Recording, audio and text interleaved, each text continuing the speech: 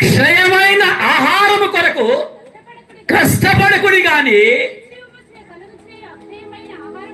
ఏంటంట, ఏ జీవము? నిత్య జీవము కలుగజేయు అక్షయమైన ఆహారము కొరకు కష్టపడుడే. దేవుడు ఏం చెప్తున్నాడు చెప్పండి? ఇది యేసు ప్రభు వారు సాక్షాత్తు తన శరీరధారిగా ఉన్న దినాలలో ఆయన చక్కగా అద్భుతంగా చేసే ప్రసంగంలో మాట్లాడి ఏమన్నాడు? క్షయమైన ఆహారం. దేవుణ్ణి ప్రతి అవసరాన్ని తీరుస్తాడు.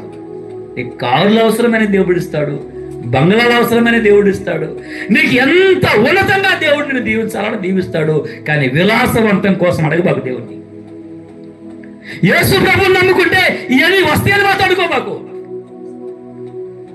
దేవుడు నీకు ఇవ్వాలనుకుంటే ఆయన ఇవ్వగలగు, ఖచ్చితంగా ఇస్తాడు ఆయన. ప్రభువుని నమ్ముకుంటే పేదవాళ్ళుగా ఉంటారని మాత్రం అనుకోబాకండి. ఇంకొంతమందికి ఇలాంటి అపోహ, ఏమని?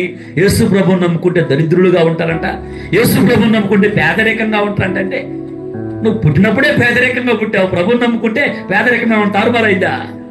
ప్రారంభంలో అట్టే ఉంటావు, కానీ అంచెలంచెలుగా దేవుడు నిన్ను దీవిస్తాడు. చేతికరతో బయలుదేరినటువంటి యాకోబు ఆ రోజు ధనవంతుడైపోయాడా? చెప్పండి. చేతికరతో బయలుదేరిన యాకోబు 20 సంవత్సరాల తర్వాత విస్తారమైనటువంటి ఆస్తితో తిరిగి వస్తున్నాడు. సంవత్సరాలు ఉన్నాయి, మధ్యలో కొన్ని సంవత్సరాలు ఉన్నాయి. దేవుళ్ళకి వచ్చిన ఆ రోజు దీవించబడతారా? లేదు.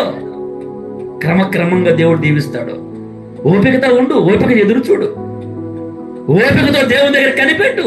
దేవుడు నిన్ను ఆత్మీయంగా దీవిస్తూనే భౌతికంగా కూడా అభివృద్ధి చేస్తాడు. ఖచ్చితంగా ఆయన ఆత్మీయంగా దీవిస్తూ ఆయన భౌతికంగా కూడా అత్యధికంగా దీవిస్తాడు. నిన్ను అత్యధికంగా దీవిస్తాడు.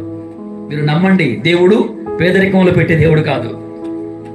ప్రభు అంటాడు, మనల్ని ధనవంతులుగా చేయడానికి ఆయన మన నిమిత్తం ఏమయ్యాడు? దరిద్రుడుగా మార్చబడ్డాడు.